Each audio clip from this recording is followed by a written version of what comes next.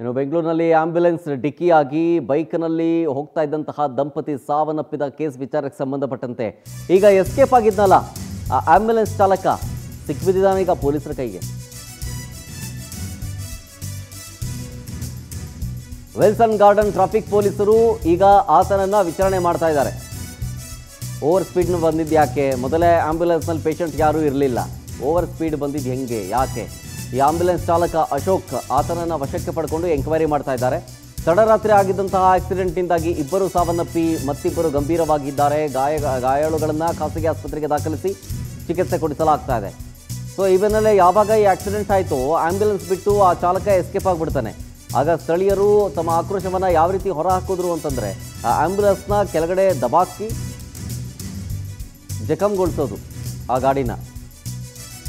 So ಆ ಮುಖಾಂತರ ತಮ್ಮ ಆಕ್ರೋಶವನ್ನು ಹೊರ ಹಾಕ್ತಾರೆ. ಜೊತೆಗೆ ಇಬ್ಬರು ಸ್ಪಾಟ್ ಡೆತ್ ದಂಪತಿಗಳು, ಜೊತೆಗೆ ಮತ್ತಿಬ್ಬರು ಆಸ್ಪತ್ರೆ ಟ್ರೀಟ್ಮೆಂಟ್ ತಗೊಳ್ತಾ ಇದ್ದಾರೆ. ಸಾವನ್ನಪ್ಪದವರ ಫೋಟೋ ಗಮನಿಸ್ತಾ ಇದ್ದೀರಿ. ದಂಪತಿಗಳು ಇವರೇ, ಸುಮಿನಾ ಬಾನು ಅಂತ, ಮತ್ತೊಂದು ಕಡೆ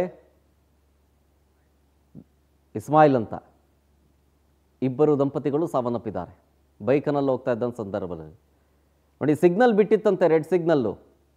ಸೊ ಹಾಗಾಗಿ ಬೈಕ್ ನಿಲ್ಲಿಸಿದ್ದಾರೆ.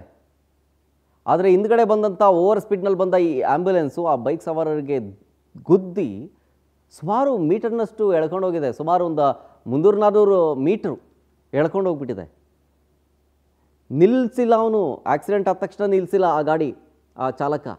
ನೋಡಿ, ಇದೇ ಗಾಡಿ KA01 ಬೆಂಗಳೂರು ರಿಜಿಸ್ಟರ್ಡ್ ಗಾಡಿ ಡಿಯೋ.